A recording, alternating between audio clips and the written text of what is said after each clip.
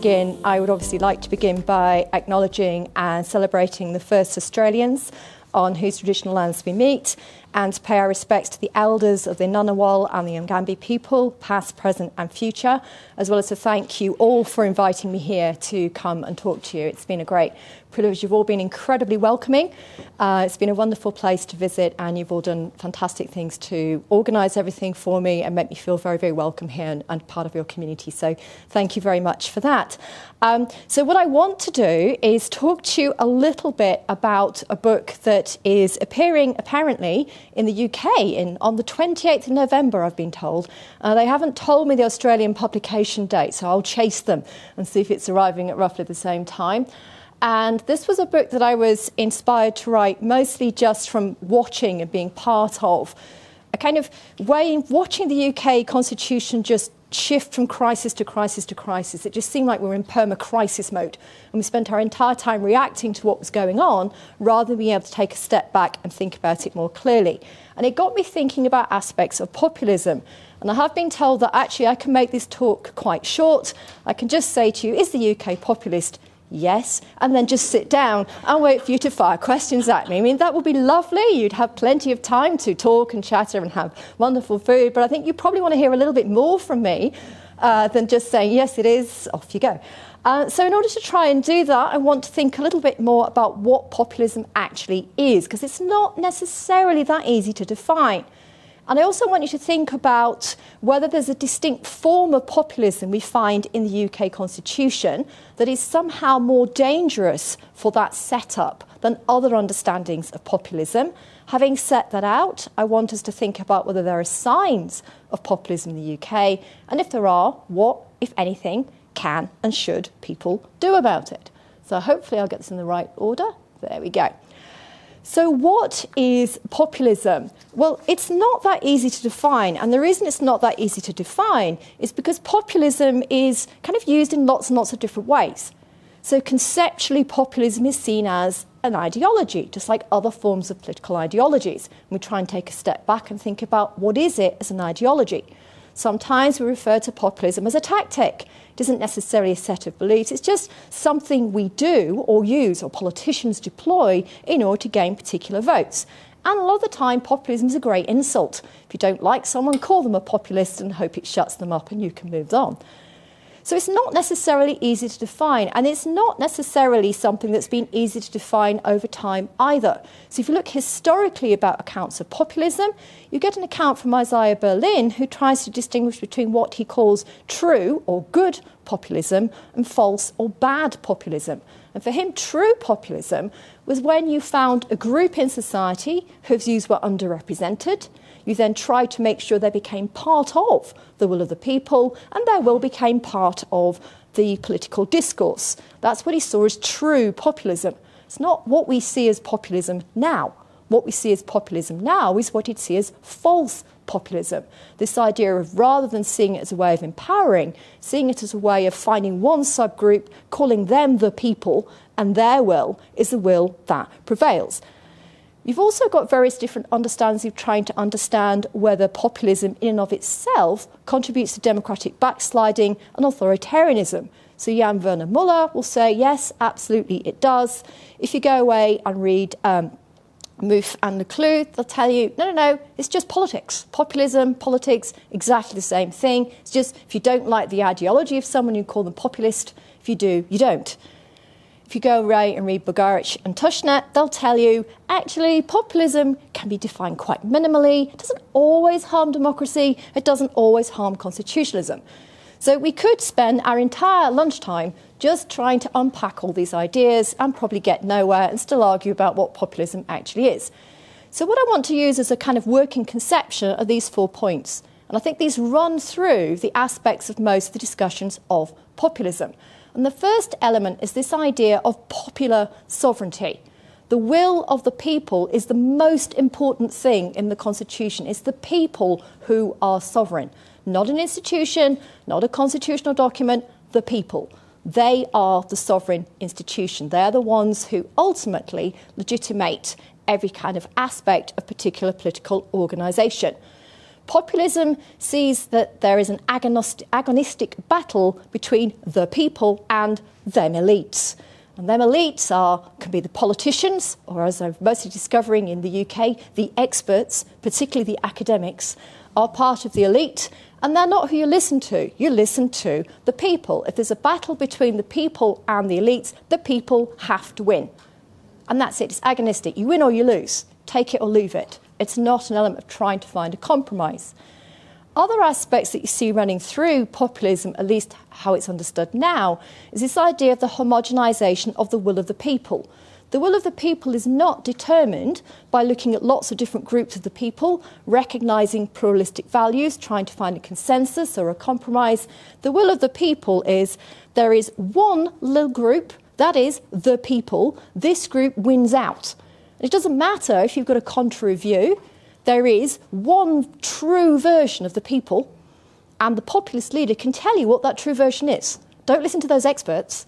And that is the will of the people that wins. So it homogenises rather than recognising plurality and disparity. Also, you tend to find in political debate, you have a wonderful preference for rhetoric over deliberation. Lots of snapshots, lots of phrases, lots of this is what the people want. Not a lot of discussion of evidence, analysis, or trying to seek to persuade. It's just, this is what the people want, this is what they get. If you disagree, shut up, because that's how it works. So if we think about populism in this way, do we see signs of this in the UK? Well, yes and no. And that's what makes it so interesting and bizarre when you're trying to understand what's going on in the UK Constitution. Because there are some aspects that we do share and some we don't. So we don't have popular sovereignty in the UK Constitution. We have parliamentary sovereignty. Yes, that might be because the people are the political sovereign, but that's very much in the background. We're meant to focus on the institution of Parliament as a sovereign institution of the Constitution. We do have kind of agonistic battles, particularly if you ever watch what goes on in the House of Commons. It can get pretty fraught, and it doesn't look like they're trying to find a compromise, particularly if you're looking at parliamentary questions. But if you look at it, it's hard to see this as the people against the elites. It's one group of elites against another group of elites fighting it out in Parliament to work out who then gets a term in office and then goes back to a general election. So most MPs don't tend to come from sort of standard backgrounds. Most of them have been to Oxbridge, which kind of seems a bit standard to me now, but there you go. But they tend to come from an elite privileged background, not necessarily the background of the majority of the population of the UK. But we do have aspects of the homogenisation of the will of the people through our electoral system of first past the post and the way in which manifestos tend to play a role. So we do tend to see it as sort of homogenising behind that manifesto and justifying the ability of pushing through that manifesto through Parliament. So there are signs of things that look a little bit like populism. We also do tend to find that we have a nice preference for rhetoric over deliberation in Westminster. It's the classic example of the arena parliament. It's not fully accurate. There are committees, there can be deliberations, there can be lots of things you don't see going on in the background where there's more deliberation discussion, but we do tend to like a showdown. And we do tend to see things culturally as win and lose, not necessarily trying to seek deliberation and a compromise. But it puts the UK in a very odd position, because if you see those characteristics, you can't sort of take a step back and say, hey, the UK's always been populist. Well, maybe, but if so, then populism must mean something different from what Jan Muller and other critics think, because you can't say we've automatically always authoritarian democratic backsliding and it's a complete nightmare mess. There's democratic things going on as well. There's accountability going on as well. So how do we kind of take a step back and look at these events? How do we distinguish between it's just democracy as usual, just understood in a different way, and no, this is becoming problematic, it's becoming populist, there's evidence of democratic backsliding, and there's evidence of misunderstanding constitutionalism. So I wanted to try and take a step back and think about, is there a particular way of thinking about populism that is distinct to the UK, and if so, what is it, and why is it such a problem? And this is where it came up because I like alliteration with practical populism. There you go. But what I'm trying to get out of the practical element is we're thinking of populism in the UK much more as a tactic rather than as an ideology. And I think this is what tends to happen in the UK, because most of the constitutional change in the UK, if you look back over the last sort of 50, 60 years, most of it isn't necessarily ideological. It tends to be quite pragmatic, ad hoc.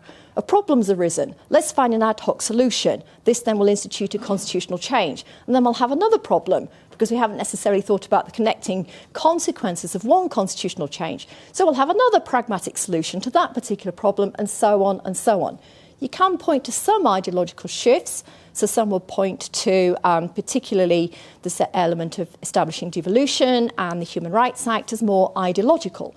You could see Brexit as part ideological, because it was an ideology about not necessarily wanting to identify with Europe in some senses. But a lot of what we tend to do is pragmatic, responsive. So we tend to be more practical than we are ideological within the UK Constitution.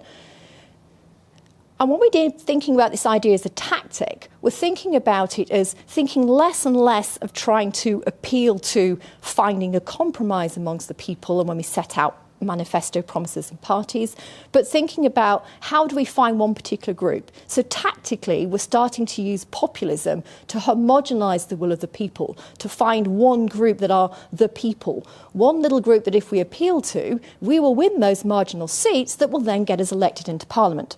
So tactically, we're starting to appeal to those particular groups. And tactically, we're using rhetoric more than the idea of deliberation, discussion, trying to persuade. Instead, we're using rhetorical phrases and flourishes and hoping that wins that little group of the electorate and moving us through. So it's populism as a tactic. But what concerns me is when that tactic is combined with a different form of ideology, which I think is also trying to sneak through in the UK Constitution. Ideologically, the UK Constitution, because it's pragmatic, it evolves, it's ad hoc, then it's open to different ideologies as to how we distribute the relative power between Parliament, the courts and the government. And what we're seeing in some senses is an ideological shift to it being more justified to understand the government, the executive, as being the most legitimate and the most important institution in the Constitution. And it's that ideology coupled with populism tactics to gain votes that worries me, and I think is particularly a problematic form of populism for the UK Constitution. And this is because one of the problems you get with populism, why we think it might slide into democratic backsliding and authoritarianism, is when we see populism being used to justify increasing the powers of the executive relative to other institutions, and when we see populism being used to justify reducing legal and political checks over the executive. Well, if you've got populist tactics, but you're combining with parliamentary sovereignty, well, you might think, yes, you win your votes, but then you go back to Parliament, there's still debate, there's still deliberation, you're still having election every 5 years. But if you're combining it with an ideology of executive dominance, then when you get into Parliament, you have the ability as the government to say, right, we won the seats, we have the majority, our will goes. So we can have more executive powers because we are the most important institution of the Constitution.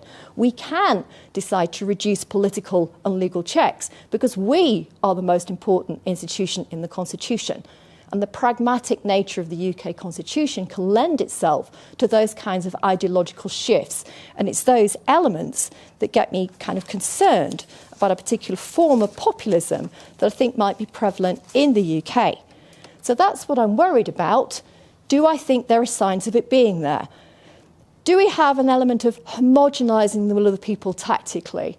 Well, I'm just going to say Brexit and leave it there. And that's probably going to give me enough questions to keep me busy for the rest of the afternoon. We had a referendum.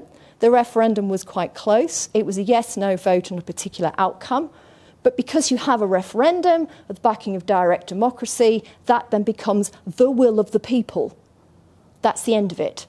And there's no argument and pushback against that. And You saw that in the shifting away from seeing Parliament as sovereign to the people being sovereign. In the aftermath of the Brexit referendum, parliamentary debate became, it doesn't matter if we, the MPs, wouldn't have voted this way, the people did. And that's the end of the story. We must follow this outcome, the will of the people, we must leave. You might say, well, that's great, that's direct democracy in action. But they were asked the question, leave or remain. But then we didn't ask the further question, if you leave, what do you leave to? What do you replace it with? But then it became a very kind of simplistic, well, obviously Brexit means Brexit. So if Brexit means Brexit, it means the most radical form of Brexit possible. And that must be the will of the people. And that's the kind of element of homogenising. Is that really a fair reflection of those who voted to leave? Is that what they wanted to leave to or not? We don't know. But we're told it's this, and you homogenise in this particular direction, and that's the kind of worry. You can see it in manifesto promises. So the Conservative Manifesto Promise of 2019 was to move to a system of constitutional reforms to redress the imbalance of power between Parliament and the courts. You can also see it in various ways in which the government is responding. So in order to push through its manifesto promise of 2019, the government instituted the independent review of administrative law and the independent human rights act review. So constitutional scholars were very busy writing lots and lots of reports and collating things together, holding roadshows, having all these discussions for independent reviews. But then what tended to happen was there'd be an independent review with a narrower question, a government response that would then bring out a broader question, and then you'd have calls for evidence, and then you get responses to these calls for evidence that looked rather like this one. And this is when they asked whether you should reform Section 3 of the Human Rights Act, which is the reform that allows you to read and give effect to legislation so far as possible in line with convention rights. So the government says, should we get rid of this section? And 79% of those asked said, no, let's keep it. Okay, so what does the government do? The government says the government remains convinced that reform of Section 3 is needed to provide a clearer separation of powers between the courts and Parliament. We therefore intend to repeal Section 3.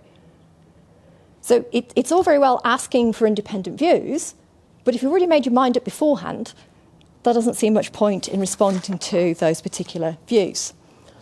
So, there we go, that one's back again. Goodness knows what happened to that slide. Anyway, so you also have this element of a rhetorical appeal to the will of the people to silence Parliament. So I've given you some lovely quotes from debates going on in Parliament. So this is the Dissolution and Calling of Parliament Act 2020. And what this act does is it repeals the Fixed Term Parliament Act 2011.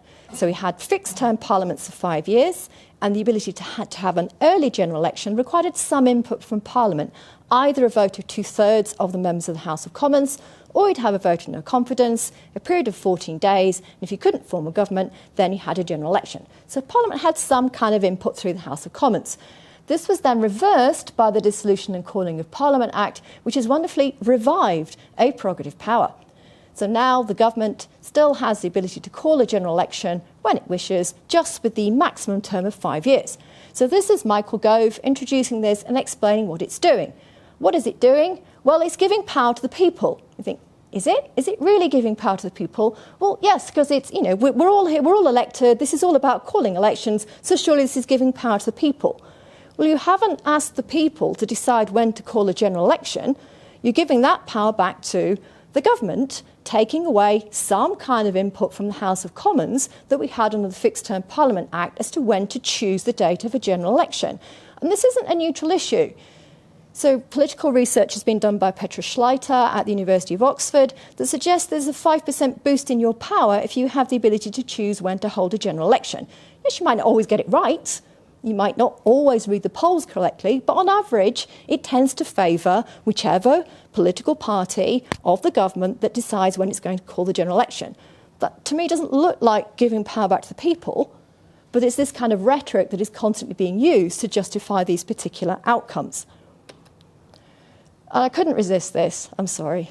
This is the Illegal Migration Act, so this is just a personal element of wanting to give you a slide here.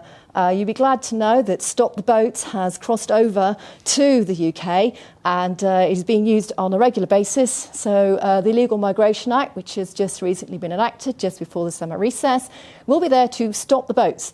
And I'm particularly concerned that apparently hundreds of millions of people will no doubt seek to come to the UK for a better life. So good luck if they do. I mean, I think if there really is 100 million, I agree that we really are full if we're going to get 100 million extra people coming. But I don't really think every single one of the 100 million people who are currently displaced or could possibly have refugee status or fleeing wars or are all queuing up to come in just to the UK. Last time I checked, the UK wasn't the only country. But maybe I'm wrong. But it's that kind of rhetoric that you kind of think, is this really helpful? Is this actually helping individuals? Of course, there's a consensus to think carefully about stopping people being killed in small boats as they cross the channel. But is a bill that's going to deter illegal migration necessarily going to stop the boats? Maybe it will, maybe it won't. But should we have had more deliberation about how we achieve that objective rather than just having this kind of rhetoric in a bill that was pushed through incredibly quickly with not much debate? So I'll move on. This is really not... I think it's because I keep pressing the wrong way. There we go. I'll get used to it. I'm so used to clickers. Has there been a growth of executive power? Yes. So I'm just going to give you a few signs of what I think is happening. We don't just have lots and lots of skeleton bills. We now have a new phrase, the hyper-skeletal bill.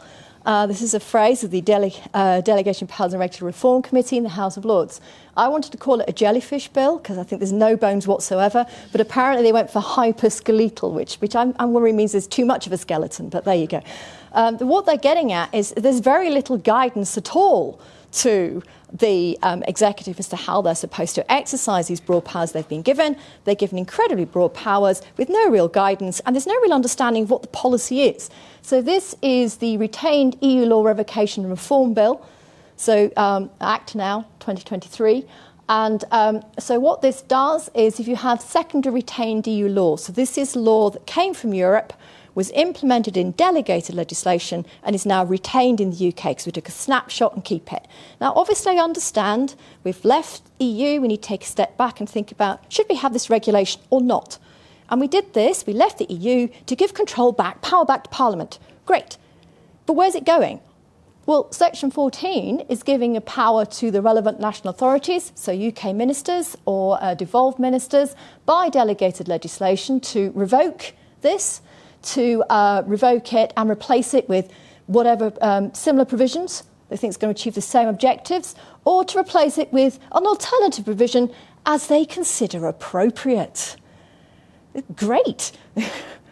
I think, is there anything you can't do? Yes. Do not increase the regulatory burdens. Okay? And that's the main restriction. So as long as it doesn't increase the regulatory burdens, it's okay.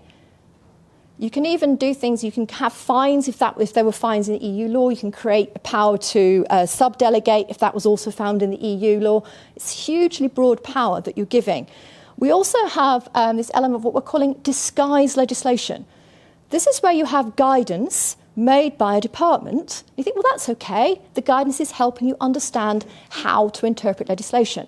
But this guidance is becoming mandatory, either because you must follow the guidance, or you must give regard to the guidance, or because if you follow the guidance, that will automatically mean you don't fall foul of a particular possible criminal offence. But this is not overseen, and this is seen as an emerging form of disguised legislation. Okay, do we have a reduction in political checks and balances? Yeah. I think we've got signs of that too. So we've seen the Dissolution and Calling of Parliament Act, which is reducing a political check. But we also have a kind of disrespect for some of these checks. So this is what I mean by the Owen Paterson affair. So what was happening with Owen Paterson is he was found guilty of an egregious breach through lobbying rules. So the Committee of Privileges investigated this, the Parliamentary Commission of Standards investigated it, sent the report to the Privileges and Standards Committee, and then they had their particular report suggesting a 30-day period of suspension. Okay? What does Parliament do in response? Well, normally it just accepts the report and votes on it. But this time around, they decided not to do that. The report was put to Parliament, an amendment was put to the report to try and criticise the outcome and say all the procedures were unfair, so because the procedures are unfair, this can't possibly be the right conclusion, so we shouldn't vote to report it and instead send it up for further investigation to work out what the procedures should be. Now, that didn't succeed because the media reacted and there was a backtrack the next day, but there was still a political report to think about changing the procedures. But it's that kind of lack of respect. You've got a committee that's investigated and reached a conclusion, and that lack of respect also came through this report, the last one, the Privileges Committee. The matter referred on 21st of April 2022, in case you're wondering, is Partygate. And this is the coordinated campaign of interference in the work of the Privileges Committee, the first special report. And this is a report listing the extent to which certain MPs interfered with the ability of the Privileges Committee to investigate Partygate through Boris Johnson. That, to me, doesn't look like a kind of institution that is respecting political limits. We've also got reduction of legal checks and balances going on as well. So again, everyone's favourite act, the Illegal Migration Act. I've given you one clause there, which is the specific repeal of Section 3 of the Human Rights Act with regard to that act. So you do not read and give effect to the Illegal Migration Act in line with convention rights. Instead, you must read and give effect to it so far as possible in line with the purposes of the act set out in the act, which is to deter illegal migration. So you're undermining a possible legal check. It's also replete with ouster clauses, specific removals of legal checks and balances, including when it's brought into force, a requirement not to follow an interim injunction unless the Home Secretary tells you you're supposed to. So it's removing all sorts of legal checks in that particular area. There's also a lack of respect for some of these legal checks. So Majera is where the Supreme Court had to remind the government that if you have a court order, you follow it. You don't think, oh, I don't think I agree with this, so it must be a nullity and therefore I don't have to follow it. If you don't agree with it, you go to court and challenge it. You don't just decide you don't agree with it and don't follow it. It's not quite how it works. You can see sort of Lord Reed sitting there thinking, how did you, what? Why am I having to tell you this? HM is a situation in which we have concerns about the duty of candour, when it looked like first the government denied a policy was there when the Freedom of Information request showed that it was there, and then there was evidence that the government departments had not correctly instructed government lawyers, so they couldn't necessarily have a proper legal case on what was going on. So this led to further criticism, and Bailey is a situation in which guidance was issued to tell people advising parole boards that they weren't allowed to give evidence for certain individuals as to whether they are safe to be released to the community or not. And if the parole board asked you for your opinion, you were to refuse. And this is where the Administrative Court said, we think this is a contempt of court, so we now want evidence to work out who wrote this guidance, because it might be you're guilty of contempt of court. So there's all these little signs of, are you actually respecting legal checks and balances anymore? What do we do? Well, I hear Canberra's lovely. I mean, if you... No, sorry. It's difficult to know, because there's a whole kind of element of problems going on, and I don't think one little way can deal with them all. I do think we need to think carefully about electoral reform. It might not necessarily solve it, but I think we need to ask the question, how far is first past the post, giving rise to situations where you can find a large majority, take that as the will of the people and move on? Do we need to rethink that? Should we be strengthening internal rules in Parliament? So Standing Order number 14 is the standing order that prioritises government business.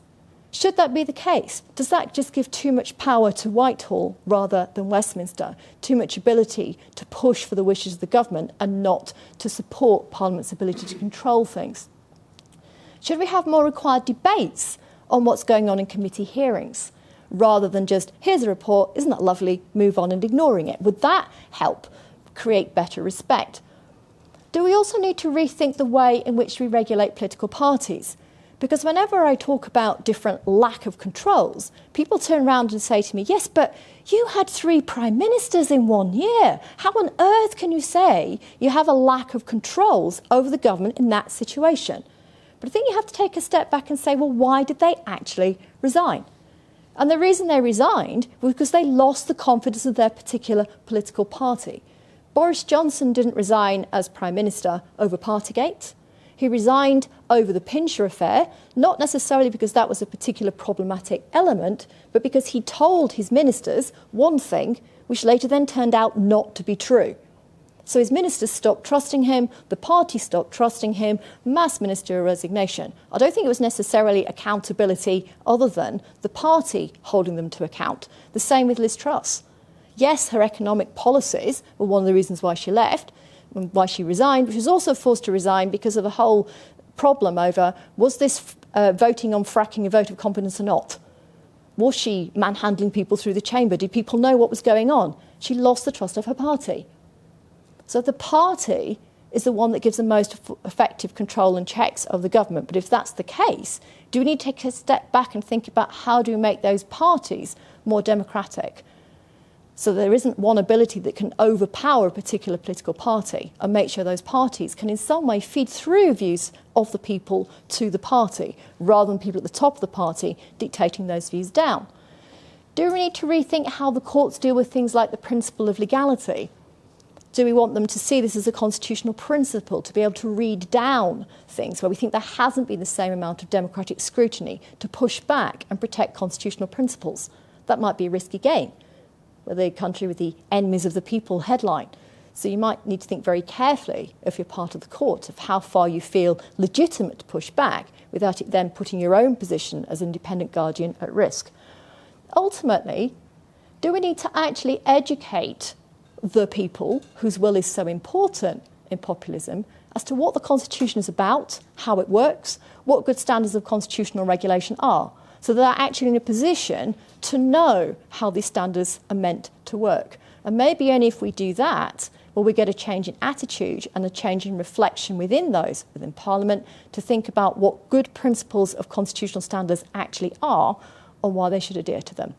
So hopefully you've got better answers, and I look forward to hearing what you have to tell me, and give me some hope, please. Thank you very much.